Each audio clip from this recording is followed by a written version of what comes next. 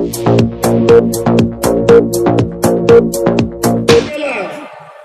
धनगर या ठिकाणी कुठल्याही खोट्या आश्वासना बळी पडणार नाही, कुठल्याही लबाडाच्या आश्वासनाला या ठिकाणी बळी पडणार नाही।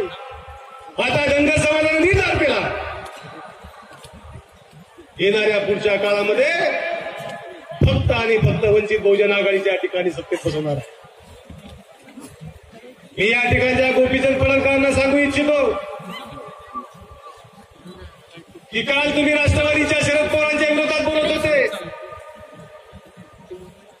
आता तुम्ही या ठिकाणी भाजपच्या विरोधात बोलता। मी तुम्हाला आवाज देऊन सांगणार आहे,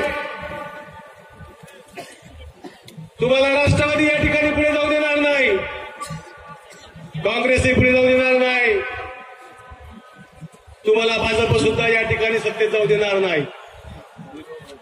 मी तुम्हाला स्टॅम्प पेपरवर लिहून देतो, तुम्हाला सत्तेत ही माणसं जाऊ देणार नाही। तुम्हाला जर सत्तेत जायचं असेल तर वंचित बहुजन आघाडी शिवाय आणि आदरणीय बाळासाहेब आंबेडकर शिवाय दुसरा तिसरा पर्याय नाही। या आमच्यासोबत आम्ही आपल्याला सत्ता द्यायला तयार आहोत।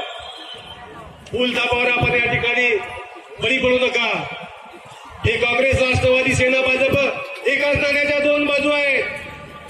गेल्या विधानसभा लोकसभेच्या निवडणुकीमध्ये हे आमचे या पश्चिम महाराष्ट्राचे नेते, महाराष्ट्राचे नेते शरद पवार यांनी काँग्रेसच्या माध्यमातून काँग्रेसला सांगून बाळासाहेब आंबेडकरांच्या विरोधामध्ये मुस्लिम समाजाचा उमेदवार उभा केला।